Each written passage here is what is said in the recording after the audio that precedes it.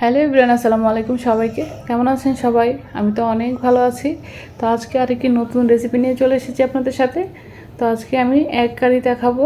এখানে আমি প্রথমেই নিয়ে নিলাম 6টা ডিম, সাথে দিয়ে দেবো 1/4 চা চামচ গোলমরিচের গুঁড়া, হাফ চা চামচ চিলি ফ্লেক্স দিয়ে আমি এটাকে ভালো করে মিক্স করে নিব।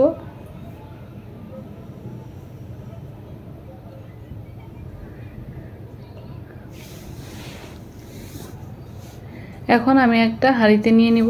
হাঁড়িটাতে আমি প্রথমে তেল ব্রাশ করে নিয়েছি। এখন এই ডিমটাকে আমি ভাপিয়ে নিব।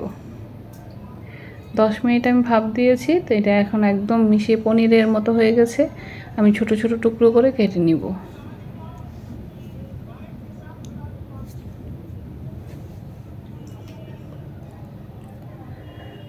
আমার কাটা হয়ে গেছে।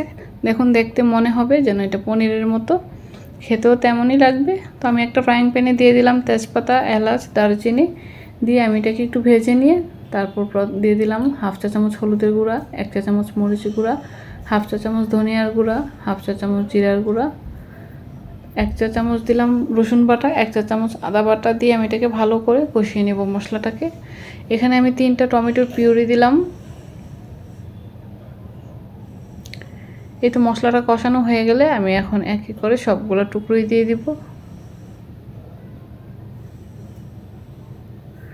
এটাকে আমি 5 মিনিটের মতো ভালো করে কষিয়ে নিয়েছি, যাতে মশলাটা পুরোটাই ডিমের ভিতরে চলে যায়। এটা কালারটাও খুব সুন্দর আসে। তো এখন আমি হাফ কাপ পানি দিয়েছি, দিয়ে আমি 6-7 মিনিটের মতো এটাকে রান্না করব। আমি মিডিয়াম টু লো হিটে আমি এখানে 6 মিনিট থেকে 7 মিনিটের মতো রান্না করে নিয়েছি। তো এর মধ্যেই আমার রান্নাটা হয়ে গেছে।